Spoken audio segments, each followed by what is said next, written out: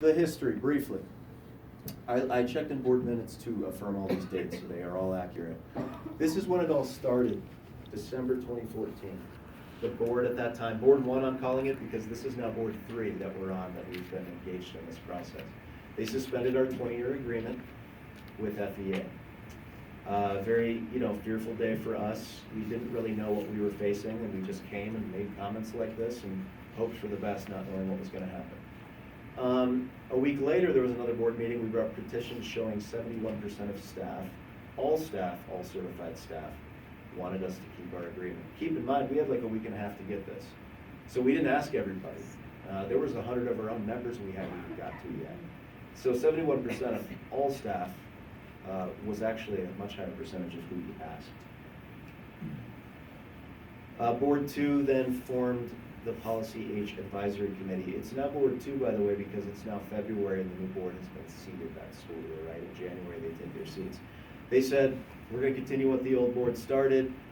We want a committee to decide what happens. Because the agreement that we had was housed in Policy H, and Policy H was decided by the board to be rewritten. Let's redo this entirely, not fix it as it is, but scrap it, start over. And that committee met roughly 10 times for 2 hours-ish each. I put in easily 40 to 80 hours on top of that because this was my central issue in life at the time. Drafting policy and regulation ideas, and me and Dietrich actually did a lot of the legwork on this. The committee, which only had one FEA member, by the way, out of 10, so we only had 10% of the votes, unanimously presented a proposal to the board to allow employee organizations, that's us, FEA, to play a role in the process in the new representation system, March of that year. Board 2 struck that sentence. It was felt that that they didn't want that. We actually, to my knowledge, never got a clear explanation of why, but nonetheless, it was stricken. The unanimous committee proposal was changed to be different.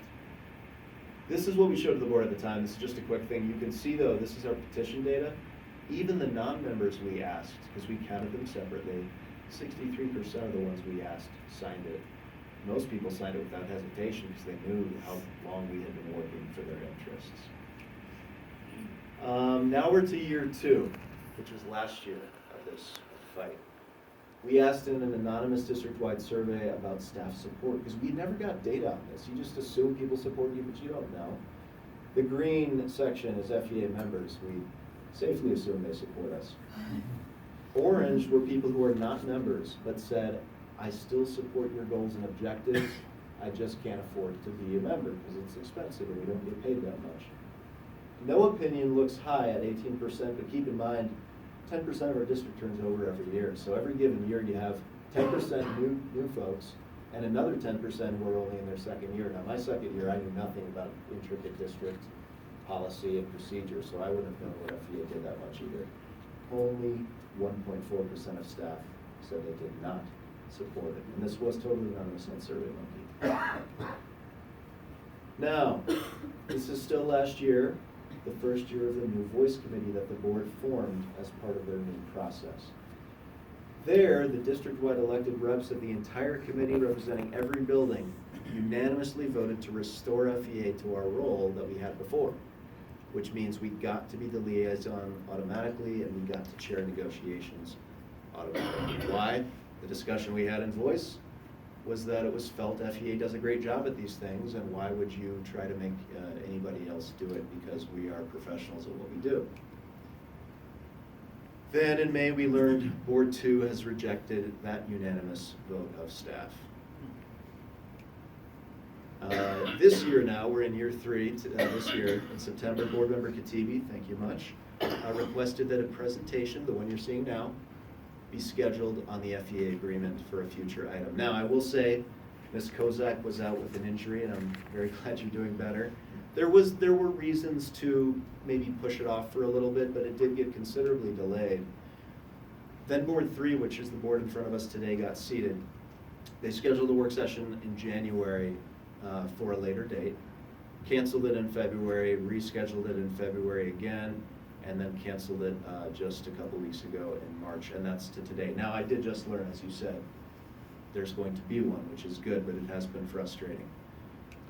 Welcome to now. We're here. So, what I found ironic, and this is much more a comment on previous boards than this board, because this board hasn't really got to say anything on this issue yet.